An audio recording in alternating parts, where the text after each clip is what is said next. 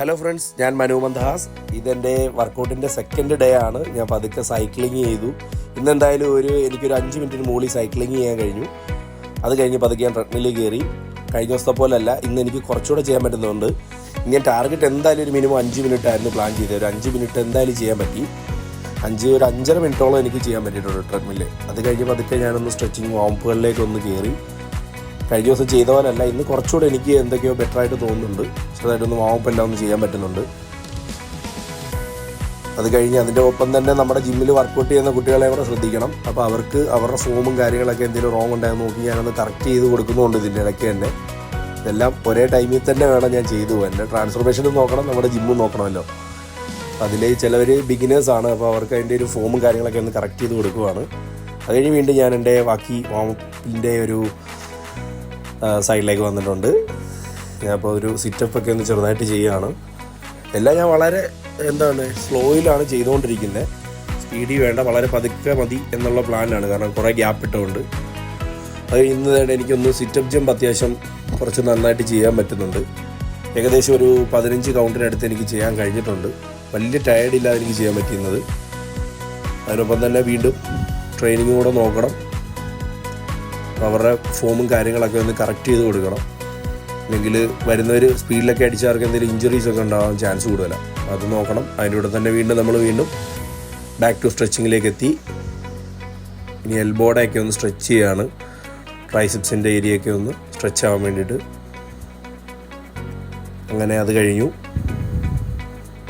വീണ്ടും ഹിപ്പിനെ ഒന്ന് സ്ട്രെച്ചിങ് കൊടുത്തു. ഇതെല്ലാം ബോഡി ഫുൾ ആകെ സ്റ്റിഫായിട്ടിരിക്കുന്നതുകൊണ്ട് ഈ സ്ട്രെച്ചിങ് ആദ്യം ഇച്ചിരി പാടായിരുന്നു. പക്ഷേ ഇന്ന് രണ്ടാമത്തെ ദിവസം ഇച്ചിരി വലിയ കുഴപ്പമില്ലാതെ പോകുന്നുണ്ട് മുമ്പോട്ട്. വലിയ ബുദ്ധിമുട്ടുകളൊന്നുമില്ല. അത്യാവശ്യം ചെയ്യാൻ പറ്റുന്നുണ്ട്. ഫുള്ള് ബെറ്ററായെന്ന് പറയുന്നില്ല, ഇമ്പ്രൂവ് ആയി വരുന്നുണ്ട്. സ്ട്രെച്ചിങ് വേണ്ടി ചെയ്തുകൊണ്ടിരിക്കുകയാണ്. പിന്നെ ഒന്ന് ജമ്പിങ് ജാക്സ് ചെയ്തു. ജമ്പിങ് ജാക്സ് എനിക്ക് കറക്റ്റ് ചെയ്താണ്ട് ഒരു 20 കൗണ്ട് നോൺ സ്റ്റോപ്പ് എനിക്ക് ചെയ്യാൻ പറ്റിയിട്ടുണ്ട്. 20 കൗണ്ട് കറക്റ്റ് എനിക്ക് കിട്ടിയിട്ടുണ്ട്. അത് ഇനിയൊരു 3-4 സെറ്റൊക്കെ ചെയ്യാൻ ഞാൻ ട്രൈ ചെയ്യുവാണ് ഇനി അടുത്ത ദിവസങ്ങളിൽ.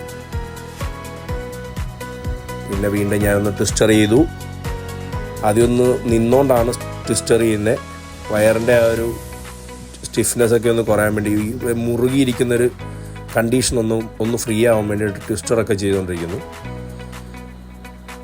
പിന്നെ അത് കഴിഞ്ഞ് ഞാനൊന്ന് ഇരുന്നുകൊണ്ട് ട്വിസ്റ്റർ ചെയ്തു. ബോഡി ഫുള്ളൊന്ന് എന്തായാലും ഒന്ന് സ്ട്രെച്ചിങ് കിട്ടുന്നുണ്ട്. വയറും ഫുൾ ബോഡി പാർട്സ് എല്ലാം ഒന്ന് അത്യാവശ്യം ഒന്ന് വലിയുന്ന ഫീലുണ്ട്. വയർ കൂടുതലായതുകൊണ്ട് ഇത് ചെയ്യാൻ നല്ല പാടായിരുന്നു. പിന്നെ അത് കഴിഞ്ഞ് ഞാനായിട്ട് പുഷപ്പിൻ്റെ കുറച്ച് വേരിയേഷൻസ് ചെയ്തു. ഇത് നിങ്ങളുടെ ഏതെങ്കിലും ജിമ്മിലെ ട്രെയിനേഴ്സോ അല്ലെങ്കിൽ നിങ്ങളുടെ ഫ്രണ്ട്സോ ആരെങ്കിലും ചെയ്യുന്ന കണ്ടിട്ടുണ്ടെങ്കിൽ അവരെ ഒന്ന് മെൻഷൻ ചെയ്യാം. ഇത് എ പൊസിഷനിലുള്ള പുഷപ്പാണ്. അത് കഴിഞ്ഞ് ഞാൻ വി പോലെ ഡിപ്സ് ഈ പുഷപ്പിൻ്റെ സ്റ്റാൻഡ് വെച്ചിട്ട് ചെസ്റ്റിനുള്ള പുഷപ്പ് ചെയ്തുകൊണ്ടിരിക്കുകയാണ്. ഇത് ശരിക്കും പറഞ്ഞാൽ നമ്മുടെ ചെസ്റ്റിൻ്റെ പല വേരിയേഷൻസാണ് ഇത് കിട്ടുന്നത്.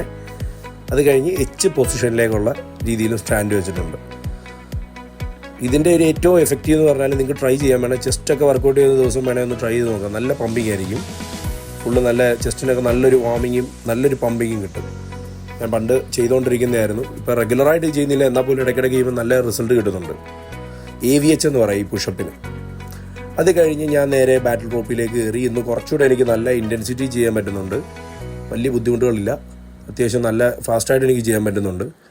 അത് കുറച്ച് നേരം ചെയ്തു. ഇനി അടുത്ത വീഡിയോ കാണാം.